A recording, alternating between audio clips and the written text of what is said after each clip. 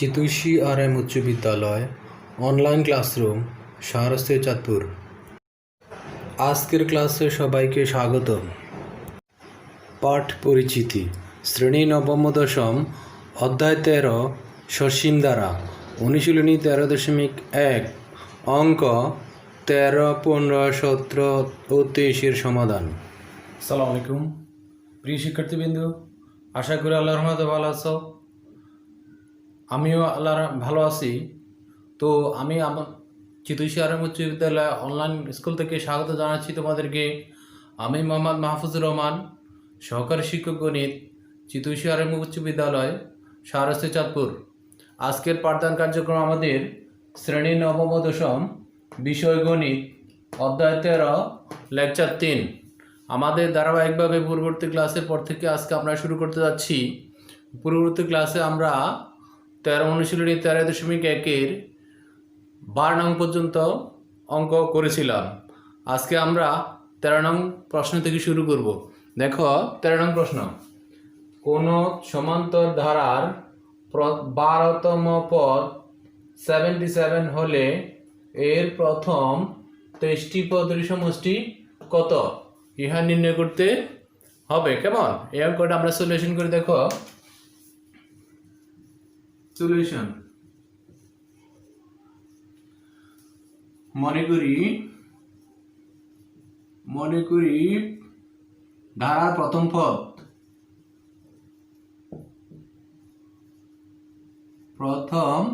পদ ইকুয়াল এ এবং সাধারণ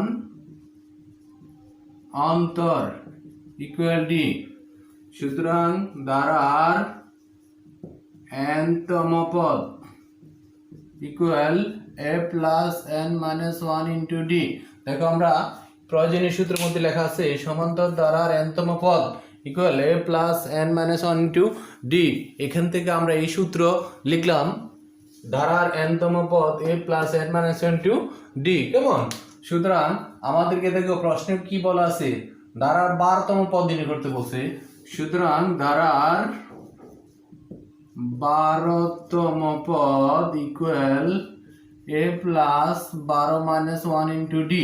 আমরা শুধু n এর স্থলে 12 বসালাম। কেমন? nতম পদের সূত্র a plus n minus 1 into d. আর 12তম পদ আমরা এখন লিখবো n এর স্থলে 12, তাহলে ধারার 12তম পদ equal a plus 12 minus 1 into D. তাহলে আমাদের কত থাকতেছে? a plus 11 D.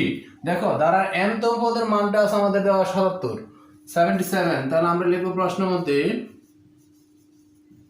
মতে a প্লাস 11 ডি ইকুয়াল 77, এক নম্বর ইকুয়েশন। কেমন? এখন এর প্রথম পদ আমাকে বের করতে বলছে, এর 23টি পদের সমষ্টি নির্ণয় করতে বলছে। কেমন? আমরা এখন দেখো সমষ্টি সূত্র আছে এখানে, ধারার সমান্তর দ্বারা n সংখ্যক পদের সমষ্টি Sn equal n/2 into 2a plus n minus 1 into D. দেখো আমরা এই সূত্রটা এখন ব্যবহার করব। সুতরাং ধারার প্রথম 23টি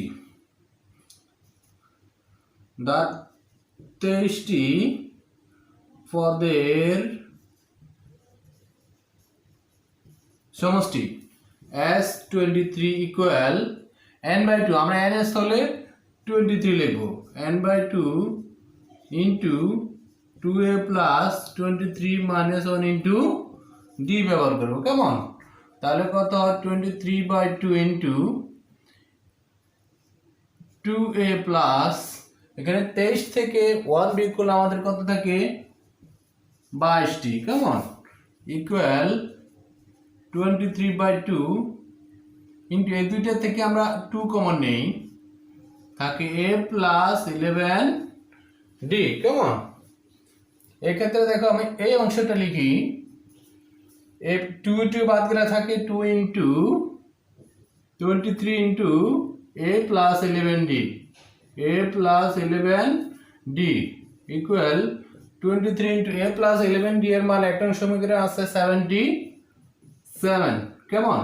আর 23 এবং 77 তোমরা ক্যালকুলেটরের সাহায্যে গুণ করে দেখো, হবে 1771, 7771। এ হচ্ছে তোমাদের 23 নাম্বার অঙ্কের রেজাল্ট। দেখো আমাদেরকে বলছে প্রথম 23টি পদের সমষ্টি, আমরা 23টি পদের সমষ্টি বার করছি 1771। দেখো তোমরা এই অঙ্কটা বুঝতে পারছো কিনা? তাহলে শিক্ষার্থী বন্ধুরা দেখো তোমরা তোমাদের পাঠ্য বইয়ের 15 নাম্বার অঙ্কটা এখন দেখো।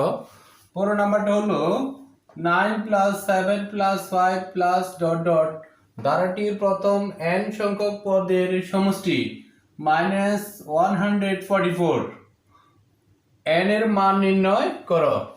তাহলে দেখো আমরা এখন 15 নাম্বার অঙ্কটা সলিউশন করবো। কেমন? প্রদত্ত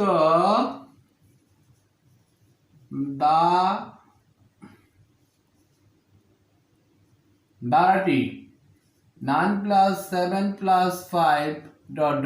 কেমন?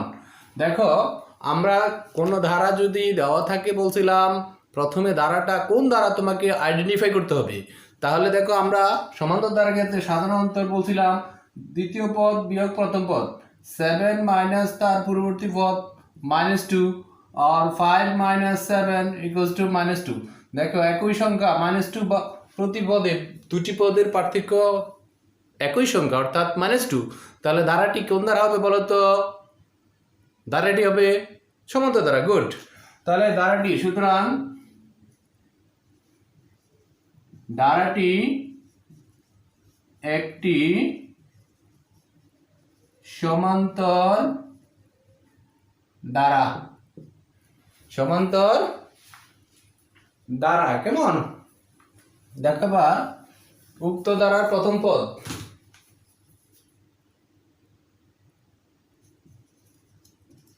উক্ত ধারার প্রথম পদ কত দেওয়া আছে? 9। সাধারণ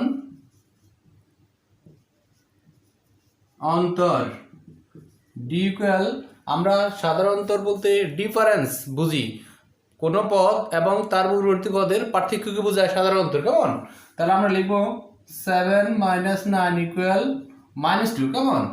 সুতরাং ধারার, তোমাকে বলছি কি দেখো ধারার প্রথমে n সংখ্যক পদের সমষ্টি দেওয়া আছে 144।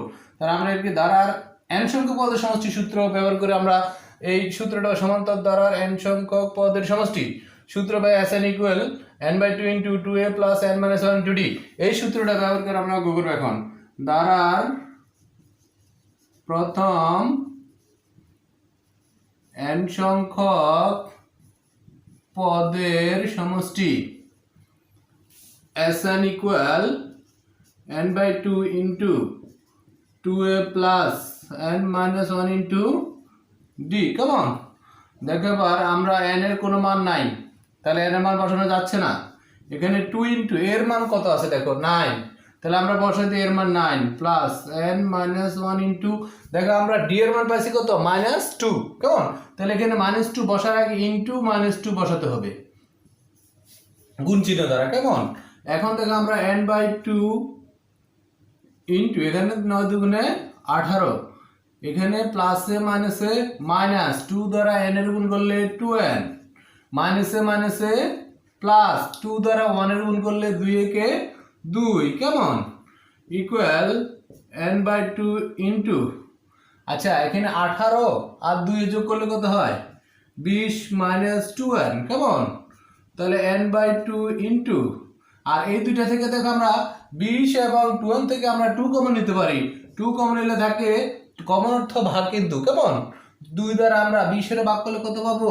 10 মাইনাস 2 দ্বারা আবার 2n কে ভাগ করলে থাকে আমরা n equal n into 10 minus n থাকে, আমরা 8 টু 2 ক্যান্সেল হয়ে যায়। কেমন? তাহলে আমরা এখন এই n সংখ্যক পদের সমষ্টি Sn এর মান হলো n ইনটু 10 মাইনাস n। তাহলে আমরা এখন লিখব, তোমরা একটু মুছে নাও, উপর অংশ এতটুকু লিখছো সবাই, আমি উপর অংশ মুছি। কেমন? তাহলে দেখো আমাদের n সংখ্যক, এখানে দেখো এই যে n সংখ্যক পদের সমষ্টি কত দেওয়া আছে? মাইনাস 144। আমরা পেয়েছি কত n সংখ্যক পদের সমষ্টি n ইন্টু 10 মাইনাস n। তাহলে এই দুইটাই সমান। তাহলে আমরা লিখব প্রশ্ন মতে আমাদের সমষ্টি হচ্ছে n ইন্টু 10 মাইনাস n, আর প্রশ্নে দেওয়া ছিল সমষ্টি মাইনাস 144, বা n দ্বারা আমরা গুণ করি, n দ্বারা গুণ করলে হবে 10n minus sin square equal, আচ্ছা ইকুয়ালটা আমরা পক্ষান্তর করে নিই, মাইনাস বাম দিকে আসলে প্লাস 144 ইকুয়াল 0 হবে। এখন আমরা সাজিয়ে নেই মাইনাস, আচ্ছা আমরা minus n square plus 10n minus plus 144 equal 0।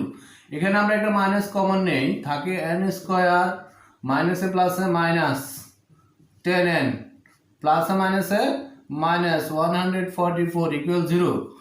কেমন? আমরা মাইনাস কমন নিছি কেমন এখান থেকে।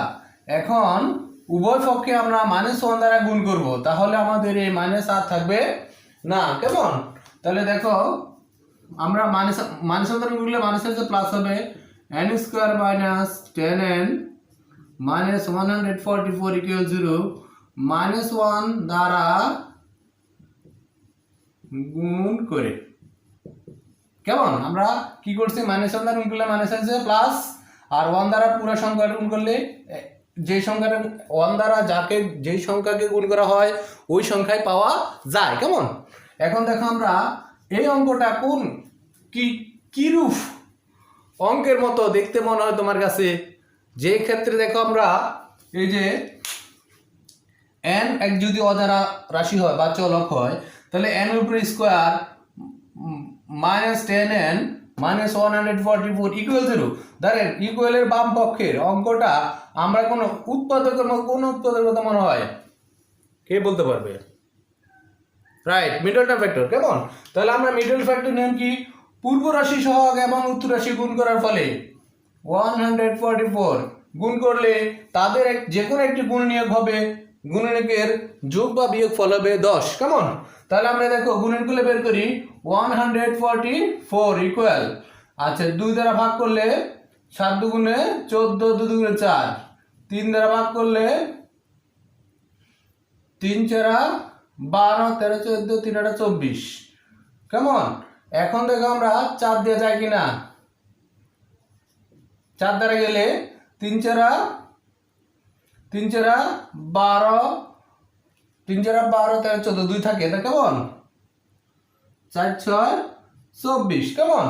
এখন দেখো 5 দ্বারা যায় না, 6 দ্বারা যায় কিনা দেখো, 6 2 12, 4 6 24 যায়, 6 দ্বারা 6 2 12, 4 6 24। এখন দেখো 7 দ্বারা যায় না, 8 দ্বারা যায়,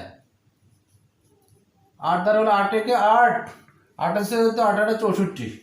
তাহলে দেখো আমরা এখানে এই গুণনীয়কগুলো হলো 144 এর সকল গুণনীয়ক। কেমন? এখান থেকে যে কোনো এক জোড়া গুণনীয়ক হবে, এর যোগফল বা বিয়োগফল হবে আমাদের এই মধ্যফলটা। এজন্যই এই ধরনের উৎপাদককে আমরা মিডল টার্ম ভেক্টর বলছি। কেমন? দেখো এখানে কোন সংখ্যাটা যোগ করলে 10 বা বিয়োগ করলে 10 হয়। দেখো আমরা শেষ গুণনীয়কটা দেখো 18 মাইনাস 10 8 ইকুয়াল 10 হয়। তার মানে এই শেষ গুণনীয়কটা নিয়ে আসবো এখানে 18, বড় গুণনীয়কটা আগে লিখবো, n স্কয়ার মাইনাসটা আগে বসে দিব, এরপরে বড় গুণনীয়কটা নিয়ে আসবো 18n। আচ্ছা আমরা এখানে ছিল মাইনাস n 10n, আমরা লিখছি মাইনাস 18n, বেশি লিখছি না কম লিখছি? বেশি লিখছি, তাহলে কমাতে হবে। কমাতে হলে তোমরা মনে রাখতে হবে এখানে যে চিহ্নটা আছে তার বিপরীত চিহ্ন হবে। এখানে আছে মাইনাস, লিখতে হবে প্লাস, তাহলে কমবে। পরের গুণনীয়কটা কত? 8, তার সাথে সহগ n মাইনাস 144 ইকুয়াল 0। বা এই দুইটা থেকে আমরা যদি n কমন নেই, থাকে n মাইনাস 18 প্লাস এখান থেকে 8 কমন করলে মাইনাস n মাইনাস 18 থাকে। কেমন? ইকুয়াল 0, বা n minus 18 into n plus 8 equal 0। আচ্ছা কতগুলো উৎপাদকের গুণফল যদি 0 হয় তাহলে তারা আলাদা আলাদা ভাবে 0 হবে। কেমন?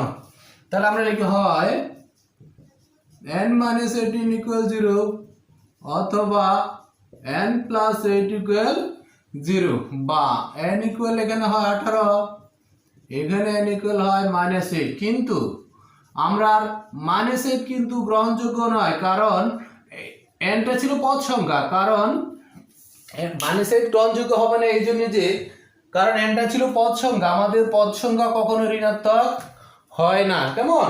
তাহলে আমরা লিখে দেব এখানে, কারণ পদ সংখ্যা ঋণাত্মক হয় না। কেমন? আমরা লিখে দেব। তাহলে দেখো আমরা n এর মান পাইছি কত? 18। আমাকে বের করতে বলছে n এর মান নির্ণয় করো। দেয়ারফর নির্ণয় মান n ইকুয়াল 18, এটাই হলো आंसर। দেখো তো অঙ্কটা তোমরা বুঝতে পারছো কিনা? তাহলে প্রিয় শিক্ষার্থীবৃন্দ, আমরা দেখো পাঠ্য বইয়ের 17 নম্বর অঙ্কটা দেখো। কোন ধারার প্রথম n সংখ্যক পদের সমষ্টি n ইন্টু n প্লাস 1 হলে ধারাটি নির্ণয় করো। দেখো আমরা এখানে ধারার n তম পদ দিয়ে দিয়েছে n ইন্টু n প্লাস 1, আমাকে বের করতে হবে ধারাটি নির্ণয় করতে হবে। কেমন? তাহলে দেখো আমরা লিখি, দেওয়া আছে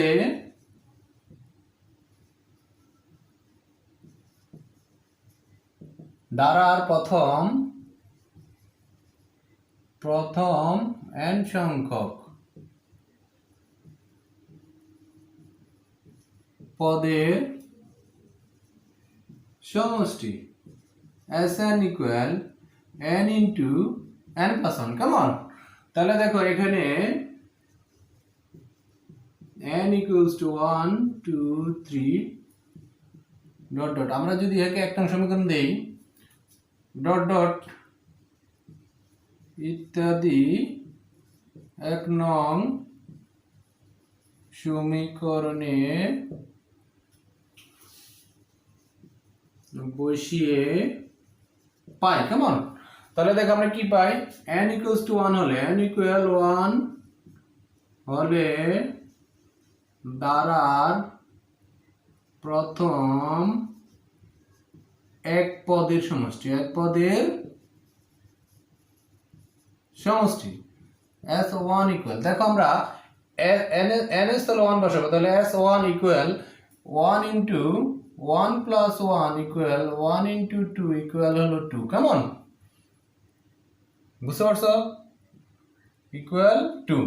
তাহলে দেখো আবার n ইকুয়াল 2 হলে ধারার প্রথম দুই পদের, কয় পদের? দুই পদের সমষ্টি S2 ইকুয়াল কত দাঁড়ায়? ns তাহলে 2 বসাবো, S2 equal 2 into 2 plus 1, 2 into 2 plus 1 অর্থাৎ 2 ইন্টু 3 ইকুয়াল 6। কেমন? n ইকুয়াল 3 হলে ধারার প্রথম তিন পদের সমষ্টি S3 equal 3 into 3 plus 1 equal 3 into 4, 3 into 4 equal 12। কেমন? তাহলে দেখো আমরা এইভাবে n এর মান বসাতে পারবো। কেমন?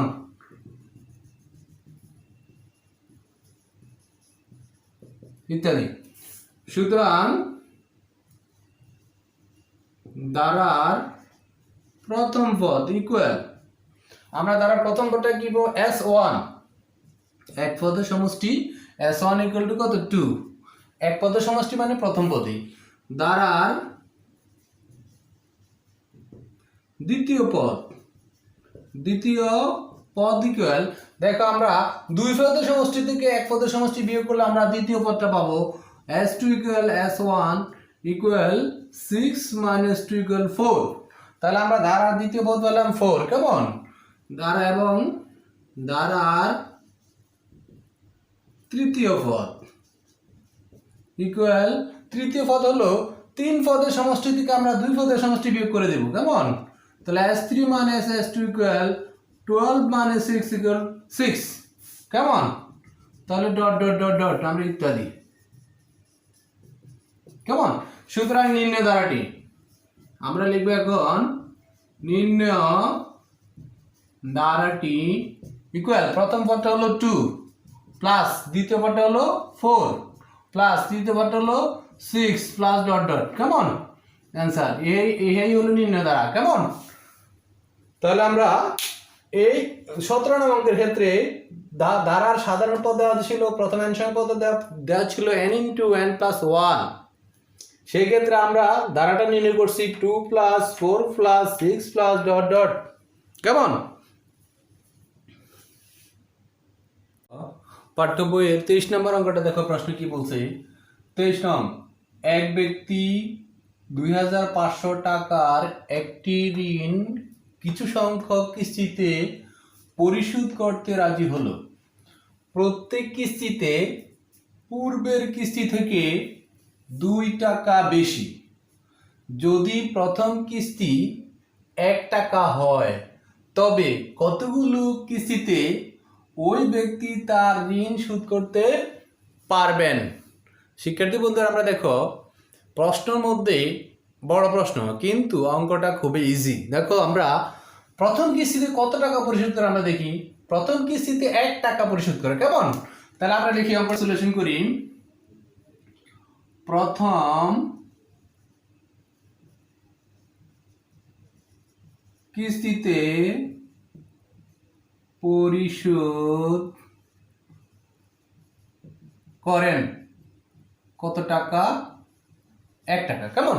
তাহলে আমরা অঙ্কটা শুরু করছি এখান থেকে, প্রথম কিস্তিতে 1 টাকা পরিশোধ করেন। আচ্ছা, দ্বিতীয় কিস্তিতে পরিশোধ করেন, দেখো বলছে প্রত্যেক কিস্তিতে পূর্বের কিস্তি থেকে 2 টাকা বেশি। তাহলে আমাদের প্রথম কিস্তিতে ছিল 1 টাকা, তাহলে তার সাথে পরবর্তী কিস্তি দেওয়ার সময় 2 টাকা বেশি দিতে হবে, কেমন। বুঝতে পারছো? ইকুয়াল কত, 1 প্লাস 2 মানে 1 প্লাস 2 ইকুয়াল 3 টাকা। 1 টাকা 2 টাকা মোট 3 টাকা দ্বিতীয় কিস্তিতে আমরা পরিশোধ করব। তাহলে তৃতীয় কিস্তিতে পরিশোধ করেন কত টাকা, তাহলে আমরা দ্বিতীয় কিস্তিতে পরিশোধ করছি 3 টাকা। দ্বিতীয় কিস্তি শেষ করে তৃতীয় কিস্তি দেওয়ার সময় আরো 2 টাকা বেশি দিতে হবে, কেমন। তাহলে যোগ 2 ইকুয়াল কত হলো 5 টাকা। দেখো এখানে প্রতি পদে কত বৃদ্ধি পাচ্ছে, প্রথমে কিস্তিতে 1 টাকা, দ্বিতীয় কিস্তিতে 3 টাকা এবং তৃতীয় কিস্তিতে 5 টাকা। দেখো তাহলে কিস্তির কিস্তি পরিশোধের টাকার পরিমাণ একটি সমান্তর দ্বারা। তাহলে আমরা লিখি টাকা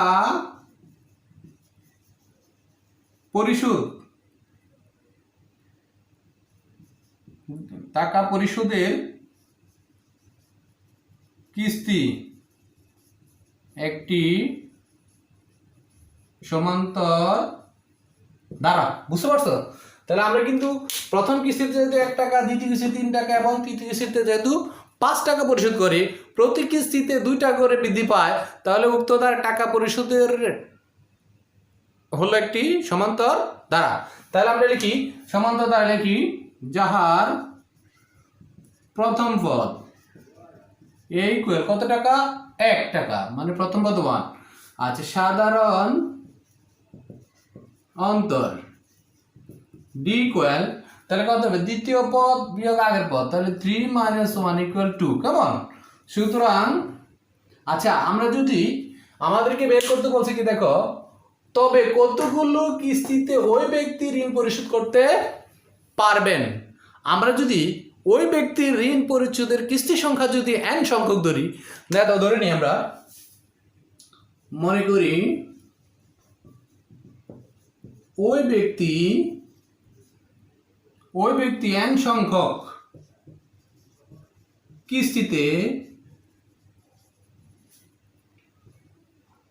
কিস্তিতে ঋণ পরিশোধ করবেন বা করে, ঠিক আছে, ঋণ পরিশোধ করে লেখো, কেমন, ঋণ পরিশোধ করে। সুতরাং তাহলে দ্বারার n সংখ্যক পদের সমষ্টি Sn ইকুয়াল কত হবে, সূত্রটা কি ছিল আমাদের, n/2 into 2a plus n minus 1 into d। খেয়াল করছো সবাই? n/2 into 2a plus n minus 1 into d। কেমন? আমরা এখানে মান বসাই। 2 এর মান হলো কত? 1 প্লাস n মাইনাস 1, d এর মান কত আছে? 2। কেমন?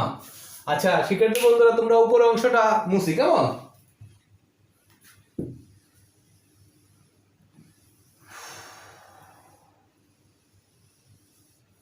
আমরা এই পর্যন্ত মুছলাম। তাহলে আমরা কত পাইলাম? এখানে n এর মানগুলো বসাইছি। কেমন? ইকুয়াল, পরবর্তী থেকে নিচে থেকে উপরে লিখি।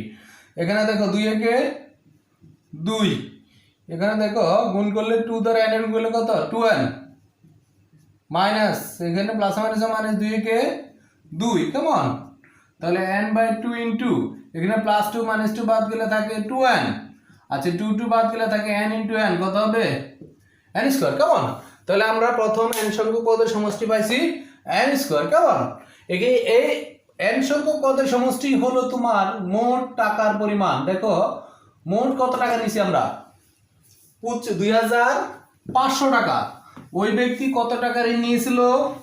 2500 টাকা। কেমন?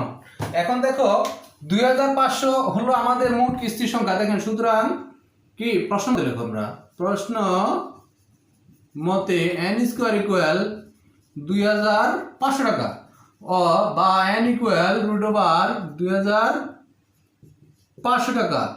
দেয়ারফর ক্যালকুলেটর দিয়ে তোমরা 2500 টাকার বর্গমূল করলে পাবা 50। সুতরাং দেখো আমরা nটা কি ছিল? n এর মান পাইছে কত? 50। তাহলে nটা বলছে, আমরা ধরে নিয়েছিলাম ওই ব্যক্তি n সংখ্যক কিস্তিতে তার ঋণ পরিশোধ করতে পারবেন। যেহেতু আমরা n এর মান এখানে পেয়ে গেছি কত? 50। তাহলে আমি এখন লিখবো, সুতরাং তার প্রশ্ন বলা ছিল তবে কতগুলো কিস্তিতে ওই ব্যক্তি ঋণ শোধ করতে পারবেন। তাহলে আমরা লিখবো কি 50টি কিস্তিতে ওই ব্যক্তি ঋণ শোধ করতে পারবেন। বুঝতে পারছো শিক্ষার্থী বন্ধুরা? তাহলে আজকের এই 23 নম্বর অঙ্কটা পর্যন্ত করা হয়েছে। কেমন?